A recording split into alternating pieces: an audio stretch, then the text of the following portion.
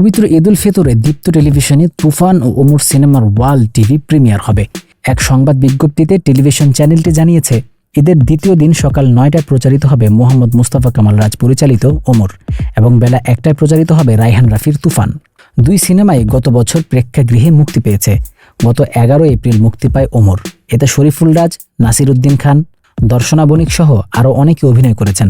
ছবিটি প্রযোজনা করেছে মাস্টার কমিউনিকেশন। আর ১৭ জুন মুক্তি পায় তুফান।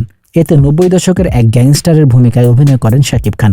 আরও অভিনয় করেন মিমি চক্রবর্তী, চঞ্চল চৌধুরী, মাসুমা রহমান নাবিলা ও মিশা সওদাগর। এর বাইরে দীপ্ত টিভিতে মেঘনা কন্যা নামে আরেকটি সিনেমা ওয়ার্ল্ড টিভি প্রিমিয়ার হবে। ঈদের প্রথম দিন সকাল ৯টায় সিনেমাটি প্রচারিত হবে। এটি পরিচালনা করেছেন ফুয়াদ চৌধুরী।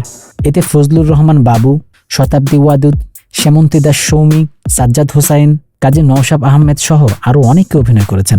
ঈদ উল ফিতরে বেশ কয়েকটি পুরনো বাংলা সিনেমাও দেখাবে দীপ্ত টিভি। এর মধ্যে রয়েছে শিকারী, তালাশ, নোলক, অন্তর্জাল, নবাব, প্রহেলিকা, বীর, মুখোশ, মন যেখানে হৃদয় সেখানে, ভালোবাসলে ঘর বাঁধা যায় না, এমন সিনেমাগুলো।